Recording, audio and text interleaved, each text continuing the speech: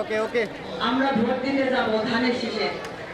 এই নির্বাচনটা আপনারা জানেন যে অনেক কষ্টার্জিত নির্বাচন।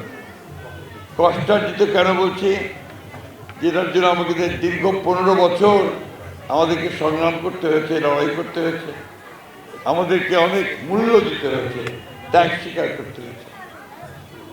এই নির্বাচনের জন্য ভোটারের অধিকার নিশ্চিত করার জন্য আমরা আন্দোলন করেছি।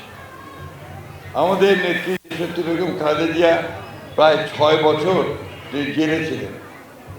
আমাদের প্রায় 60 লক্ষ ভাই বোনের বিরুদ্ধে মিথ্যা মামলা হয়েছে। 20,000 এর মতো আমাদের নেতাকর্মী খুন হয়েছে। 1700 মতো নেতাকর্মী আমাদের গুম হয়ে গেছে। এত কিছু ত্যাগের বিনিময়ে আমারও আপনার এই 14 জুলাই নির্ধারিত জুলাইয়ে আমাদের প্রায় 2000-এর মতো আমাদের তরুণ যুবক তারা প্রাণ দিয়েছে।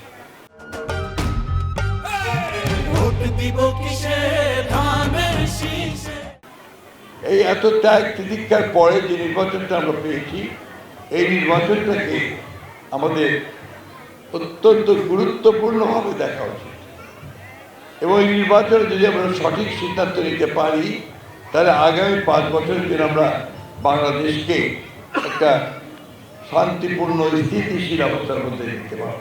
ধর্মকে ব্যবহার করে মানুষকে বিভ্রান্ত করার চেষ্টা করা হচ্ছে, মিথ্যা প্রচারণা করা হচ্ছে, যেগুলো আপনারা আমাদের সার্বিকভাবে সিদ্ধান্ত নিতে ভুল হতে পারে।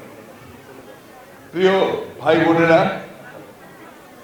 নির্বাচন একটা 5 বছরে একটাই আসে, আর যে ভোট আমরা দিই, এই ভোটকে কিন্তু বলা হয় পবিত্র আমানত। আমরা বলি আমানত।